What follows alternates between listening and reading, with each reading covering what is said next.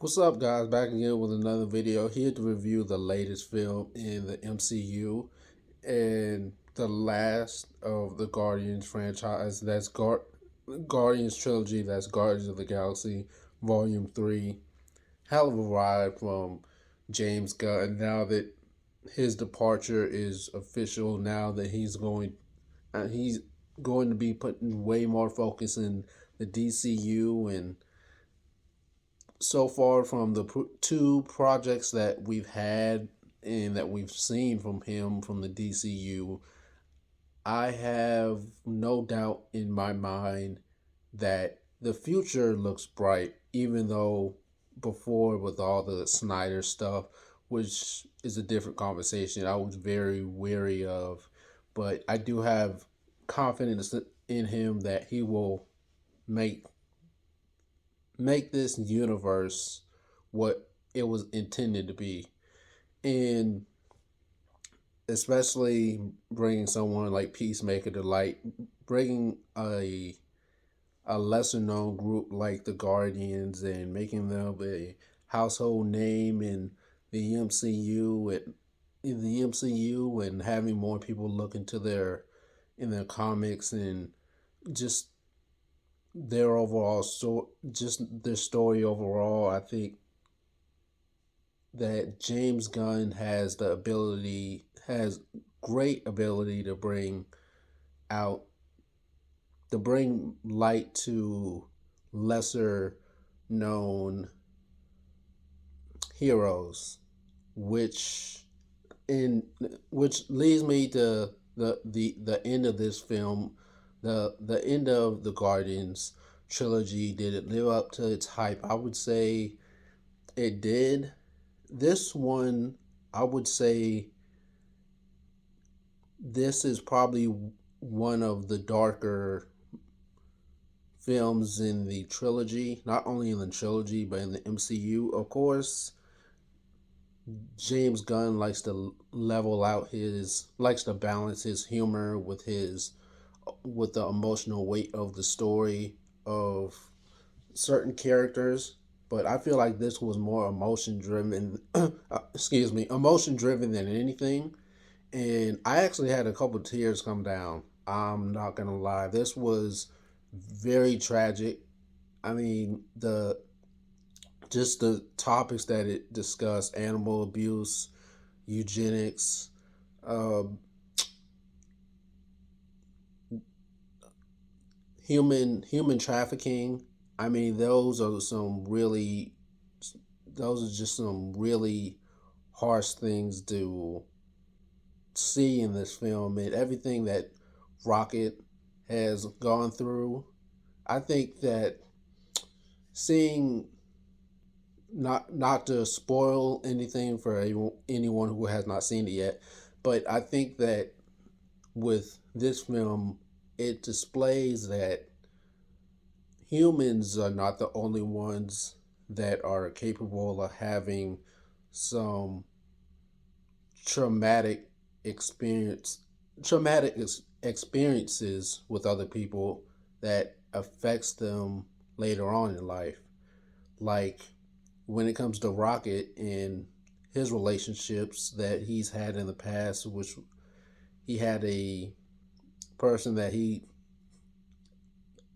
I wouldn't say really trust in him. I wouldn't say trust in because since he was, about wee big, he's been used as like like a lab rat or a guinea pig. And I do like the message that it shows that animals also have traumatic experiences with whether it's an abusive owner or whatever you have it, or like pit bulls or Rottweilers, those type of animals that usually get bad reputations, mostly stems from abusive owners. So I like the message that it displays that humans are the only ones capable of feeling some sort of bad bad emotions from other people or have a hard time trusting other people because because they're still emotionally scarred. And I think that James Gunn did a excellent job at showing and telling us that animals can also be not physically scarred, but also emotionally scarred as well. And the Gamora, with the whole Gamora and Star-Lord situation, I think that's more of a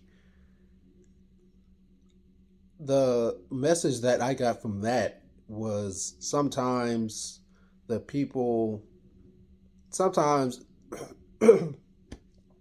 excuse me, sometimes you just the people that you love,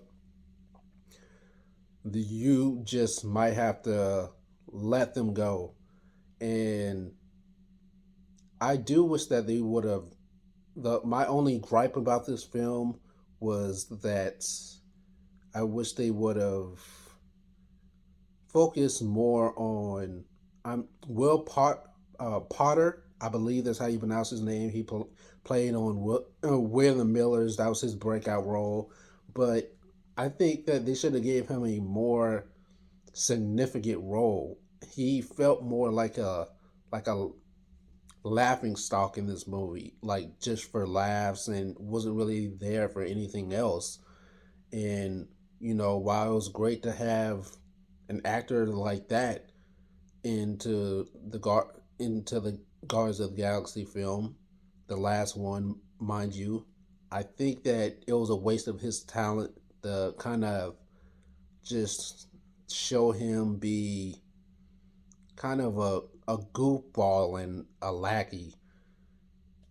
Other than that, I really do love the message that it portrays in this film with animal abuse, eugenics, human trafficking. There's so much emotional weight in this film, and it's pretty dark. You'll chuckle. There are times you'll chuckle in this film, but there are also times you will cry in this film. And I did. I damn sure cried in this film, especially seeing everything that Rocket went through, and it was just, and the action sequences are really great as well.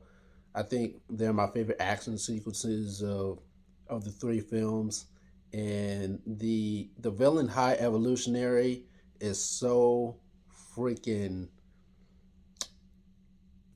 horrible, and I don't mean in the sense of writing. I mean in the sense of how he has this High Evolutionary has this godlike complex to where he thinks he's some sort of messiah, some sort of god, where he wants to not eradicate or erase a certain species, like the animal species or human race or anything. He wants to find some sort of flaw within them and correct them and make them essentially perfect with no flaws so that they can live on his new world or his new planet or whatever, which I think our flaws make us humans, animals, whatever. I think that our flaws make us who we are, and just to see everything that he put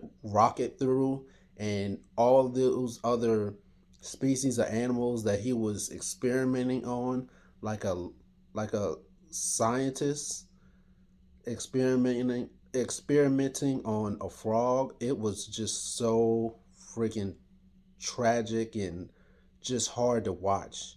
But I think this is the most I've enjoyed an MCU film probably since I would say No Way Home actually. And probably I think now that we're getting into phase 4, we're getting more heartfelt stories, and they're starting to look shy away from the traditional humor and take more darker approaches to certain stories like Black Panther Wakanda Forever.